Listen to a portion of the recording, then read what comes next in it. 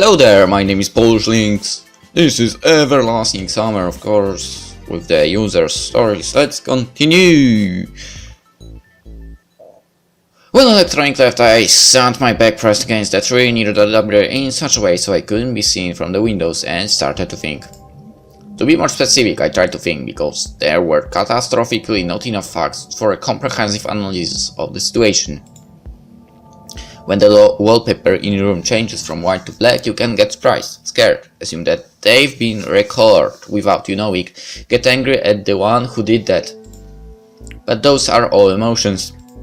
A fact in that situation would be a note on the table saying something like, "Dear, I thought it would be better to get ready for eternity beforehand, so I changed the tone of the interior to a more fitting one." And what did I have on my hands at that moment? Behind me, a huge number of loops. Now, the librarian's strange behavior, and I had uncertainty. Not exactly a solid basis for constructing theories of any kind. Oh, and I was a master of theories, if anything. Thought that was all in the past, because at some point I stopped caring completely about why exactly I'm destined to spend an eternity in this camp. So again.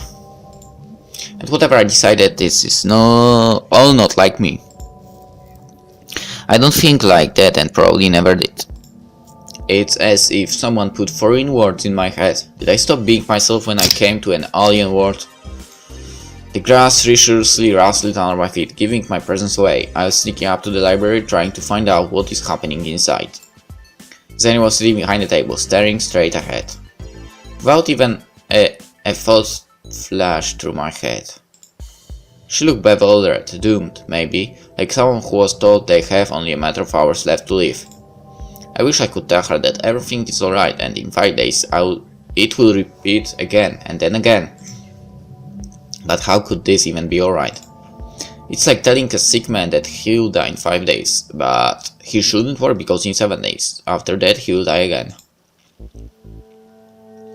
About 10 minutes have passed, but Zhenya never moved. Sometimes it even seemed to me that she wasn't breathing. Now I began to realize with certainty that this is not just strange. This is it, the thing that threw me into this world. I just had to decide what to start with. I could ask her head on, tell her my story. "Oh, here you are!" The camp leader was standing behind me. I turned around abruptly and said irritably, "What do you want?" Like always, like I used to. "What are you dithering here for? Forgot that you need to get the signature in the library too?" The camp leader seemed not to pay attention to my words and tone. Not like usual, but like some time long ago. Along with memories of my first appearance in this camp came the long-forgotten images of the local inhabitants, those I had deemed to be people at that time, not just decorations. "It's just, you see..." "I don't even want to hear it. Get it all signed before dinner." "Of course, I was just going to see." "Then go." Ogantirna followed me to the door with her eyes, so I didn't even have to choose what to do next. The camp leader helped.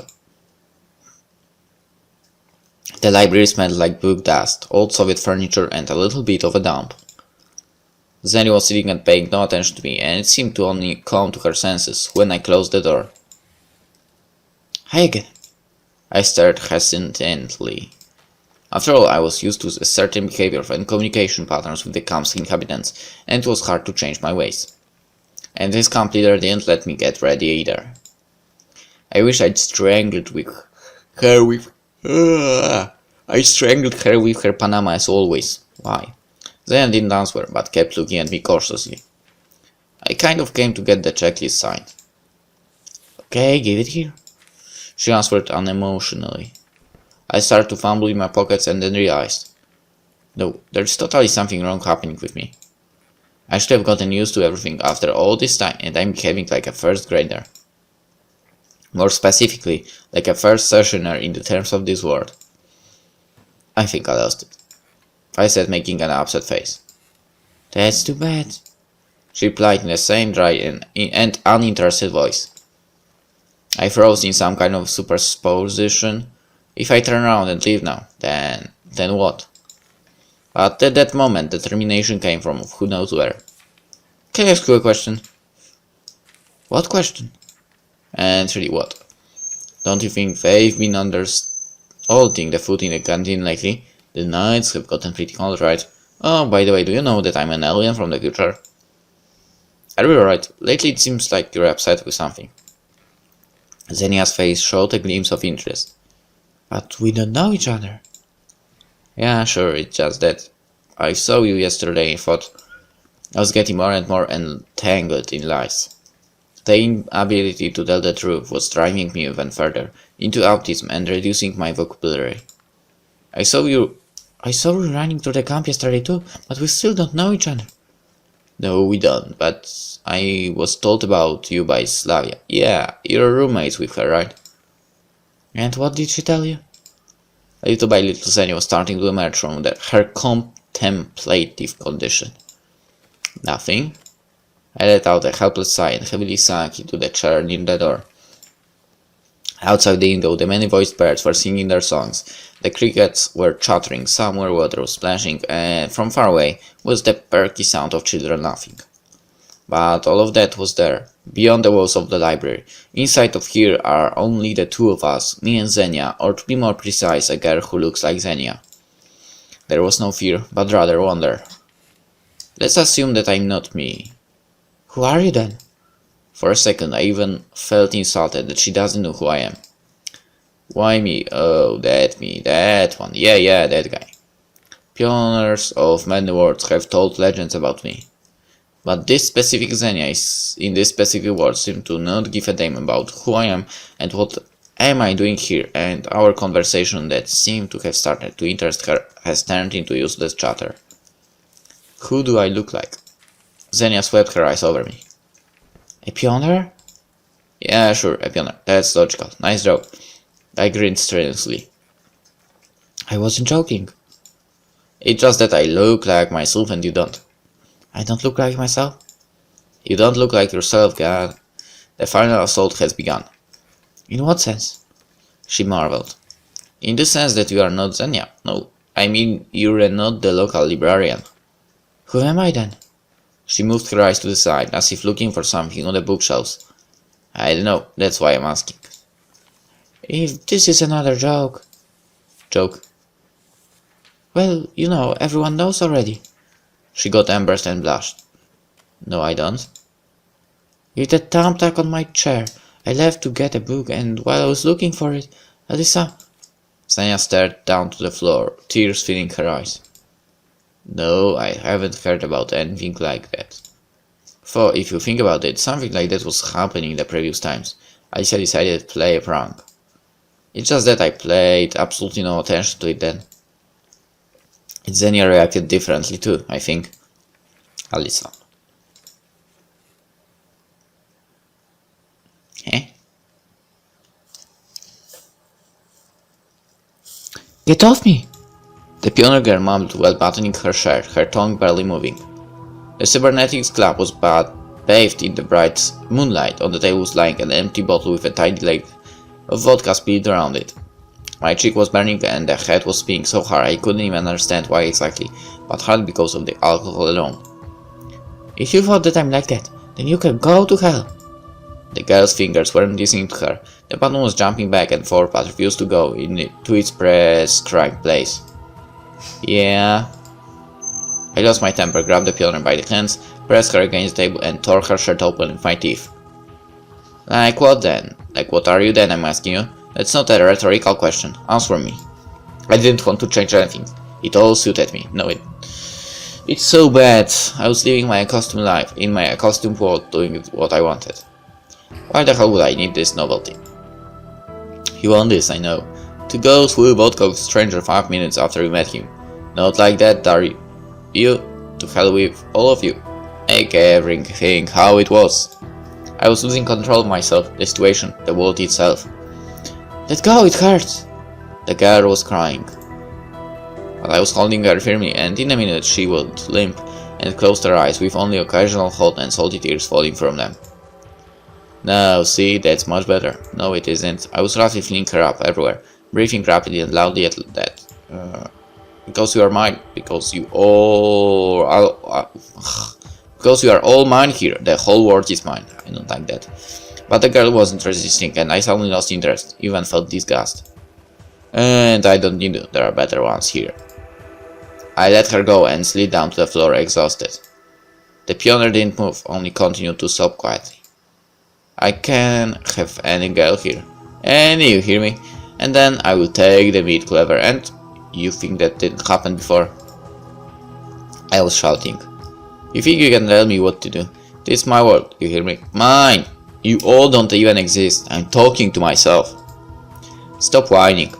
I lost the last bits of control of myself, jumped up and leaned all my weight on the girl.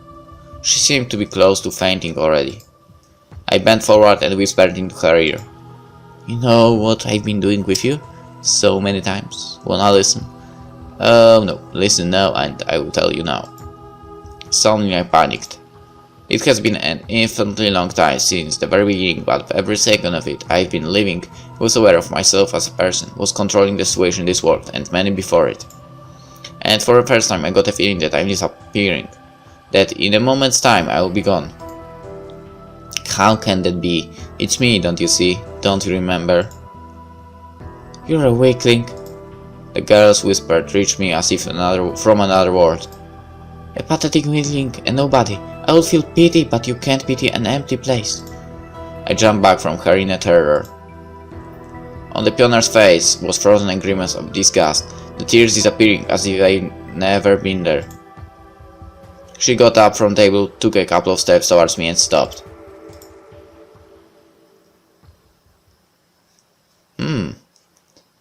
Interesting. Why are you telling me all this? Zhenya asked lazily, turning a page over.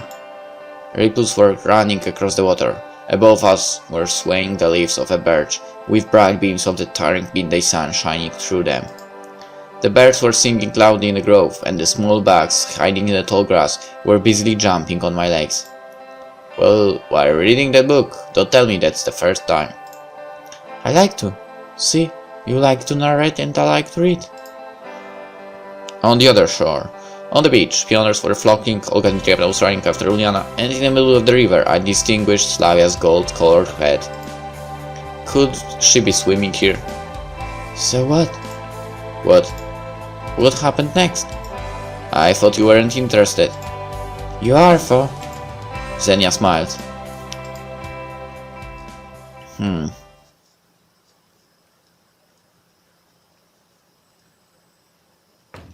She spat in my face and walked outside, shutting the door loudly after herself. And I was left standing there. What is this? The end? At some point I was waiting for it, maybe even with impatience. But it was so long ago that already I don't even remember. And what now? These dolls, these soulless dolls destroyed my world that I've been building my whole life.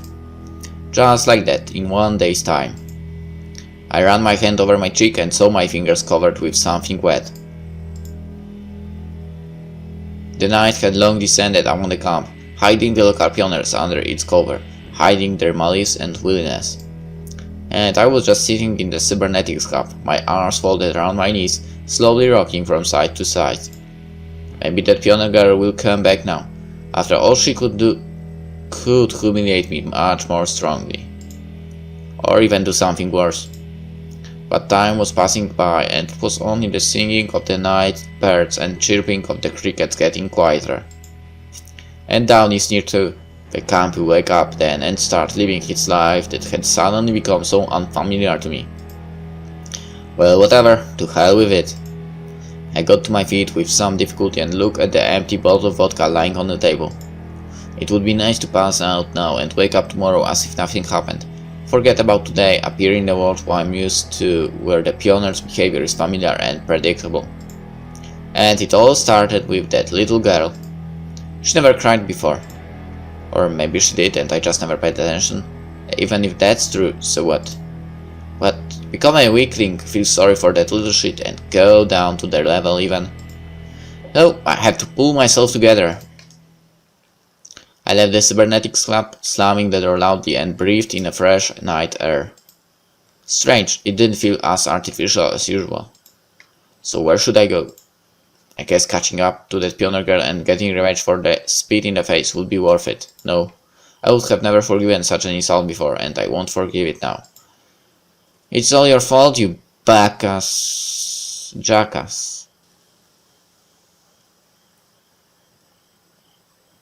That was weird. Okay, there wasn't a single living soul in the square aside from a pioneer sitting on the bench. I paid no attention to him at first. Who knows how many retards dwell here, but he called out to me. Hey, Semyon! Who the hell are you calling Semyon, damn you? I hissed under my breath. But the pioneer wasn't calming down. You must be looking for someone, but she didn't go that way. I froze in place, but immediately turned around and quickly walked up to him. So you saw her? Of course I did. And his disgusting smile appeared on his face, a grin, even a savage one, expressing only one's superiority over their opponent. Spell it out then, we're not playing a guessing game here. Wait, what are you in such hurry for? Sit down, let's talk calmly for a start. I have nothing to talk to you about. The pioneer thought for a moment, then rummaged into the pockets of his shirts, took out a pack of Cosmos, and held it out to me. Want some? This? Where did you get it? I don't remember regular pioneers having cigarettes. Although so much has happened in the last 24 hours that has never happened before. I slowly drew out one cigarette and gave it a pat back to the strange pioneer. He turned it around in his hands for a while and then tossed back to me. Take it. I quit. And that filthy smile again. To hell with it, I need to go catch that insolent bitch. So, tell me where she went. Why do you need that poor girl? She's insignificantly small on the scale of the universe and maybe doesn't even exist in this one. He thought for a moment, then continued. Same goes for you. Are you sure you exist? And even if so, that your existence here and now is the real one, maybe really existed before and now you don't? Or you will exist in the future and at the moment it's just a doll standing before me. The word doll piled painful in my head, as if a 45 caliber Colt blew my brains out, splattering the contents of the brain pan over the area. Yeah, and it's Slavia's turn to clean tomorrow. I involuntarily smirked inside. Who are you? The insolent girl that spat in my face had long flown out of my head together with my brain. Who are you, I'm asking you? I grabbed him by the neckerchief and jerked him towards me with such a strain that the damn red rug groaned and almost tore. But the pioneer only smiled. Calm down, don't worry that much. It's impossible to die here. You should know, you've done it hundreds of times. I jumped back from him in terror. This phrase. I've certainly heard it before. No, not even that, I've been saying it myself. A long time ago in one of my previous lives. Because you are Semyon. And I'm Semyon because you are me. The bench and the pioneer abruptly zoomed 100 meters away from me, as if I was falling from a roller coaster, only his disgusting grin remained before my eyes. And let's end the episode here. We'll continue with the story in the next one. See you then. Bye.